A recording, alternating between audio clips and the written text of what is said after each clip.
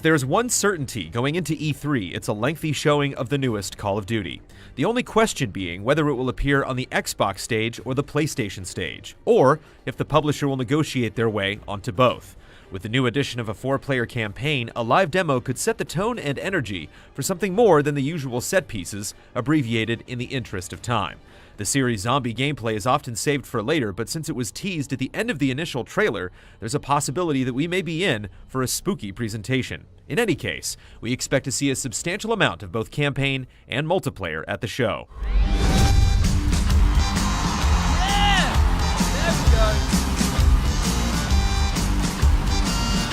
It's hard to believe it's been 5 years since the last Guitar Hero, but that's about to change. Set to release later this year with a completely revamped controller is Guitar Hero Live.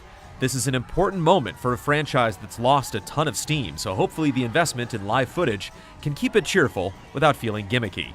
The rhythm genre isn't what it used to be, but the return of Guitar Hero could bring it back into the limelight.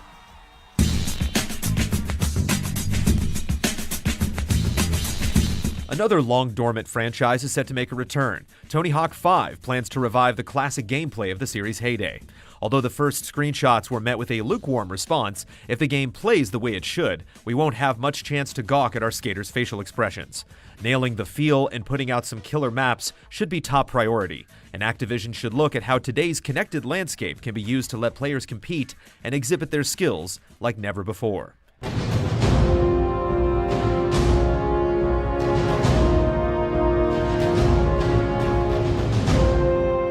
Destiny has already seen a fair amount of DLC, but with its promised long-term support, it's safe to assume it'll be represented in some capacity.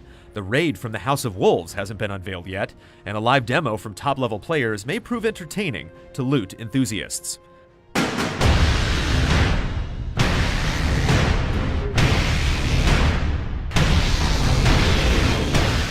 As for Blizzard, they rarely make appearances at E3, but with PC Gamer hosting their first annual PC gaming show, it seems like that might change. There are nearly 20 participants scheduled for the 3-hour event, so it's unclear how much time Blizzard will have to shine.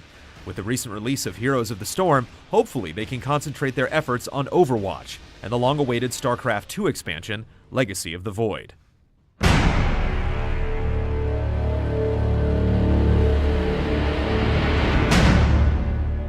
Activision is on top of the gaming world with some of the biggest brands in the industry. We can't wait to see classic franchises like Guitar Hero and Tony Hawk revived, and the chance to have Blizzard join in makes for an even more exciting year. Tune in all this week as we count down all the major companies bringing headlines to the LA Convention Center this year.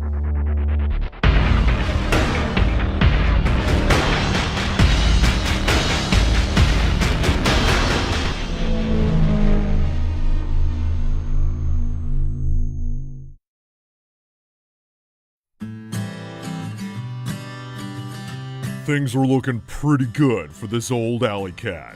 This year, game trailers begged me to go to E3. Obviously, I was so happy I could cry, but I had to play it cool. People need a cool guy to look up to. And that's me. Buttons. And so it seems Fallout 4 may be the megaton announcement we've been waiting for. Thus concludes my first of many E3 reports. Just the facts, just the bullet points, and zero emotional attachment. Raw! For GameTrailers.com, I'm Fancy Prestige.